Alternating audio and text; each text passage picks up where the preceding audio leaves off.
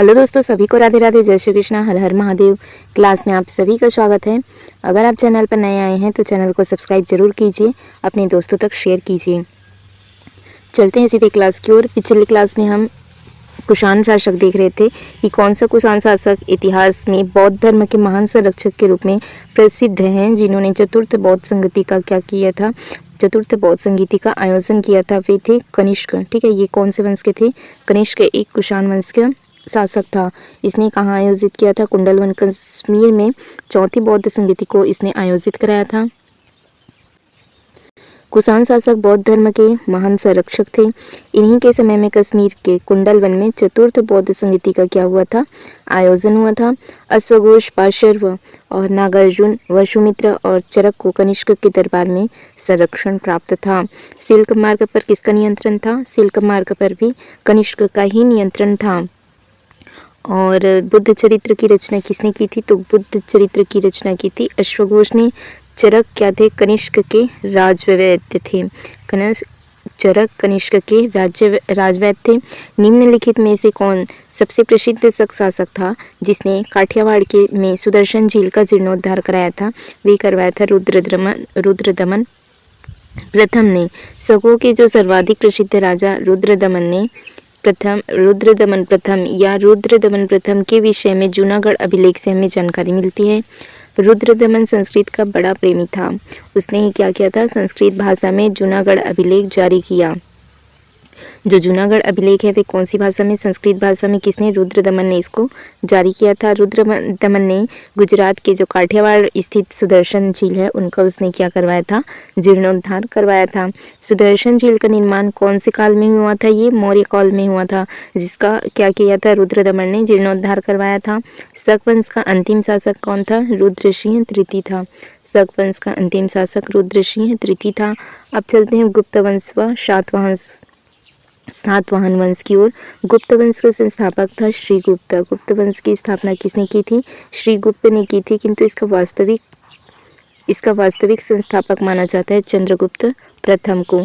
वाकाटक वंश का सीधा संबंध किस गुप्त सम्राट से था? चंद्रगुप्त द्वितीय से।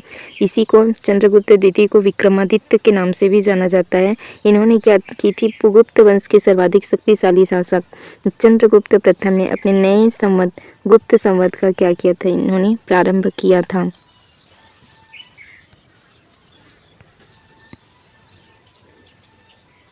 चंद्रगुप्त प्रथम पहला गुप्त शासक था जिसने क्या चलाया था? चांदी के सिक्के चलाए थे। चंद्रगुप्त प्रथम चांदी के सिक्के चलाए थे।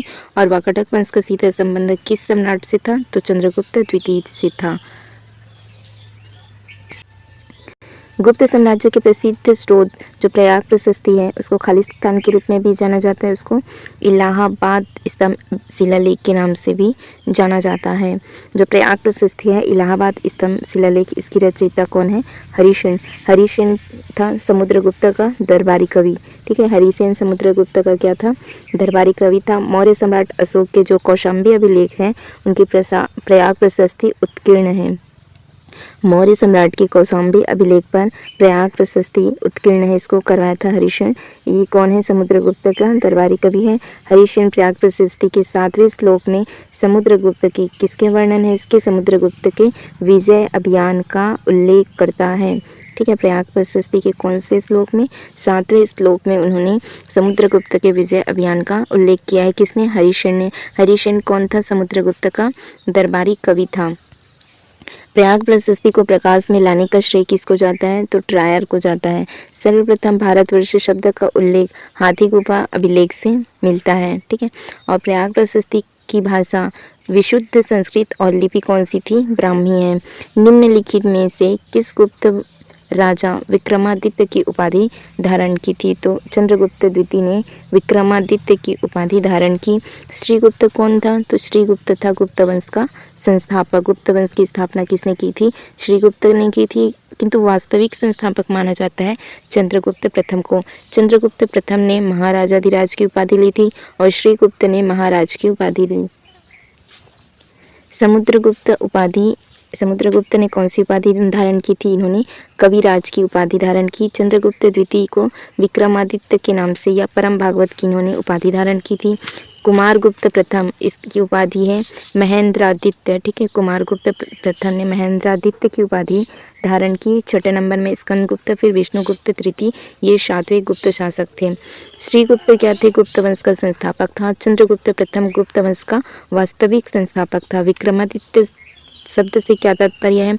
तो इसका तात्पर्य होता है पराक्रम या शौर्य। ठीक है, सूर्य का प्रतीक है विक्रमादित्य। अमर सिम्हा खालिस्तान के दरबार के तेजस्वी व्यक्ति जो दिग्गजों में से एक था वो था चंद्रगुप्त द्वितीय। ठीक है, कौन था? चंद्रगुप्त द्वितीय। चंद्रगुप्त द्वितीय के दरबार में 9 रत्न, ठीक है, वे 9 दिग्गज 9 रत्नों में से एक कौन कौन निवास करते थे? एक तो अमर सिम्हा थे, ठीक है, जिसको अमर सिंह भी कहा जाता है। वराहमिहिर थे, छपणक थे, शंकु थे, धन्वंतरी थे, ठीक है, कालिदास जी थे, और कौन थे? वररुचि थे, बैताल भट्ट थे, और घट करपर। ठीक है, ये 9 रत्न थे। चंद्रगुप्त द्वितीय को क्या कहा जाता है? भारतीय अनुश्रुतियों में सकारी, जो शकों पर विजय पाया था, तो शकों पर विजय के कारण उसे क्या कहा जाता है? सकारी के रूप से भी जाना जाता है। निम्नलिखित खालिस्तान के पुत्र और जो उत्तराधिकारी कुमारगुप्त प्रथम का शासनकाल शांति व्यवस्था और सापेक्षिक निष्क्रियता का काल था। यहाँ पर ऑप्शन देखिए, चंद्रगुप्त प्रथम, स्कंदगुप्त, समुद्रगुप्त या चंद्रगुप्त द्वितीय। वे थे चंद्रगुप्त द्वितीय। इन्होंने कौन सी उपाधि धारण की थी? विक्रमादित्य की उपाधि धारण की थी। और गुप्त वंश का वास्तविक संस्थापक किसे माना जाता है? चंद्रगुप्त प्रथम को माना जाता है। ठीक है, समुद्रगुप्त का दरबारी कवि था हरिशण। और फिर देखते हैं चंद्रगुप्त द्वितीय का पुत्र था कुमारगुप्त प्रथम। 415 से 455 ईसा पूर्व तक ये क्या था? राजा रहा था। कौन? कुमारगुप्त। ये कौन था? चंद्रगुप्त द्वितीय का पुत्र था। गुप्त शासकों में कुमारगुप्त प्रथम के समय में सर्वाधिक गुप्तकालीन अभिलेख प्राप्त हुए हैं और इनको ही नालंदा विश्वविद्यालय की स्थापना का श्रेय जाता है। ठीक है, नालंदा विश्वविद्यालय की स्थापना किसने की? तो ये गुप्त शासक किसने की थी? गुप्त शासक। ठीक, गुप्त शासक कुमारगुप्त ने नालंदा विश्वविद्यालय की स्थापना की थी। नालंदा विश्वविद्यालय को ऑक्सफोर्ड ऑफ महायान भी कहा जाता है। कुमारगुप्त प्रथम का शासन काल कैसी थी? तो ये शांति व्यवस्था और सापेक्षिक निष्क्रियता का काल था। शकों पर विजय प्राप्त करने के पश्चात निम्नलिखित में से किसने विक्रमादित्य की उपाधि धारण की? ठीक है, तो किसको शकारी कहा जाता है? शकों पर विजय प्राप्त करने के कारण चंद्रगुप्त द्वितीय को क्या कहा गया था? शकारी। ठीक है, और इन्होंने ही चंद्रगुप्त द्वितीय ने ही विक्रमादित्य की उपाधि धारण की थी। ठीक, और शकों पर विजय प्राप्त करने के पश्चात ही इन्होंने विक्रमादित्य की उपाधि धारण की। शकों पर विजय प्राप्त करने के पश्चात चंद्रगुप्त द्वितीय ने विक्रमादित्य की उपाधि धारण की। चंद्रगुप्त द्वितीय समुद्रगुप्त के पुत्र थे। ठीक है, पहले आया था चंद्रगुप्त प्रथम। ठीक है, श्रीगुप्त ने तो स्थापना की थी, पहले नंबर पे श्रीगुप्त ने गुप्त वंश की स्थापना की थी। फिर आया था चंद्रगुप्त प्रथम, फिर उसका पुत्र था समुद्रगुप्त। चंद्रगुप्त प्रथम का पुत्र था समुद्रगुप्त, समुद्रगुप्त का पुत्र था चंद्रगुप्त द्वितीय। चंद्रगुप्त द्वितीय ने विक्रमादित्य की उपाधि धारण की थी। ये कौन था? समुद्रगुप्त का पुत्र था। समुद्रगुप्त को भारत का क्या कहा जाता है? नेपोलियन कहा जाता है। समुद्रगुप्त को कविराज भी कहा जाता है। हुणों के आक्रमण स्कंदगुप्त के शासनकाल में ही प्रारंभ हुए थे। विष्णुगुप्त तृतीय गुप्त वंश का क्या था? ये अंतिम शासक था। फाहियान एक चीनी यात्री था जो किसके? चंद्रगुप्त द्वितीय के शासनकाल में आया था। सती प्रथा का प्रथम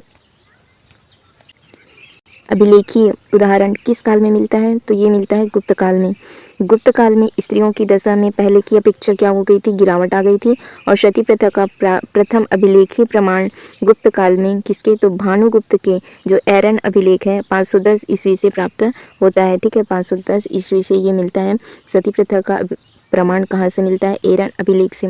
मोस्ट इम्पॉर्टेंट क्वेश्चन है कि सती प्रथा का प्रथम अभिलेखीय प्रमाण गुप्त काल के कौन से अभिलेख से मिलता है? एरन अभिलेख से 510 ईस्वी से मिलता है। यह अभिलेख मध्य प्रदेश में स्थित है। ठीक है, जो एरन अभिलेख है हमको कहाँ मिलेगा? मध्य प्रदेश में। दिल्ली के प्रसिद्ध जो लौह स्तंभ है उसका निर्माण किस वंश के शासक ने करवाया था? तो गुप्त वंश ने कराया था, मौर्य वंश ने कराया था, पल्लव ने या पुष्यभूति वंश ने इसका निर्माण करवाया था? गुप्त वंश ने। दिल्ली के जो प्रसिद्ध लौह स्तंभ है महरौली के लौह स्तंभ का निर्माण किसने करवाया था? चंद्रगुप्त द्वितीय ने करवाया था। चंद्रगुप्त द्वितीय गुप्त वंश या गुप्त काल का क्या था? एक प्रतापी शासक था। ये किसका पुत्र था? समुद्रगुप्त का पुत्र था। गुप्त काल को ही भारत के इतिहास का क्या कहा जाता है? स्वर्ण काल कहा जाता है। इसको स्वर्ण काल माना गया है। नालंदा विश्वविद्यालय की स्थापना किसने की थी? कुमारगुप्त प्रथम के शासनकाल में हुई थी। ब्राह्मणों को भूमि दान करने वाले सर्वप्रथम कौन थे? सातवाहन। ठीक है, ब्राह्मणों को भूमि दान करने वाले सर्वप्रथम सातवाहन वंश थे। सातवाहन वंश से संबंधित महत्वपूर्ण तथ्य देखिए। संस्थापक कौन है? सातवाहन वंश के संस्थापक श्रीमुख है। शासनावधि 30 वर्ष 30 ईसा पूर्व से 250 ईस्वी तक है। शासित क्षेत्र महाराष्ट्र में, आंध्र प्रदेश, कर्नाटक। इनकी राजधानी थी पैठान, जिसको कहा जाता है प्रतिष्ठानपुर। राजकीय भाषा एवं लिपि, ठीक है, इनकी भाषा प्राकृत भाषा थी, लिपि थी ब्राह्मी। प्राचीन भारत में सातवाहन वंश का सर्वाधिक कार्यकाल था। ठीक है, सबसे अधिक कार्यकाल किसका था? सातवाहन का था। सर्वप्रथम सातवाहन वंश ने ब्राह्मणों एवं बौद्ध भिक्षुओं को कर मुक्त ग्राम दान की व्यवस्था को इसने क्या किया था? प्रारंभ किया था। राष्ट्रकूट वंश प्रारंभ में निम्नलिखित में से कौन कर्नाटक के जो चालुक्य के अधीन थे? कर्नाटक के चालुक्य के अधीन थे राष्ट्रकूट वंश। दक्षिण में राष्ट्रकूट वंश का शासन पाल प्रतिहार वंशों के शासन के समकालीन था। चालुक्य शासक तैलप द्वितीय ने राष्ट्रकूट वंश के अंतिम शासक कर्क द्वितीय को क्या किया था?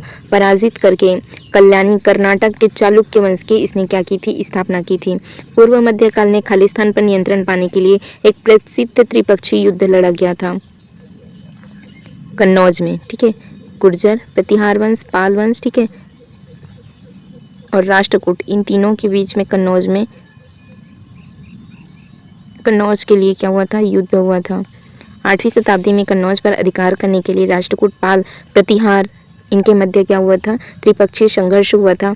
कन्नौज पर स्वामित्व हेतु संघर्ष की शुरुआत धर्मपाल, जो पाल शासक था, उन्होंने किया था। ठीक है, कन्नौज को पाने के लिए पाल, प्रतिहार और इनके बीच राष्ट्रकूट वंश के बीच में संघर्ष हुआ था। त्रिपक्षीय संघर्ष लगभग 200 वर्षों तक चला था। इनके फलस्वरूप कन्नौज पर अंतिम रूप से गुर्जर प्रतिहार वंश के शासकों का अधिकार हो गया। ठीक है, मान्यखेट या जो मालखेट है, निम्नलिखित में से किस साम्राज्य की राजधानी है? राष्ट्रकूट की राजधानी है मालखेट।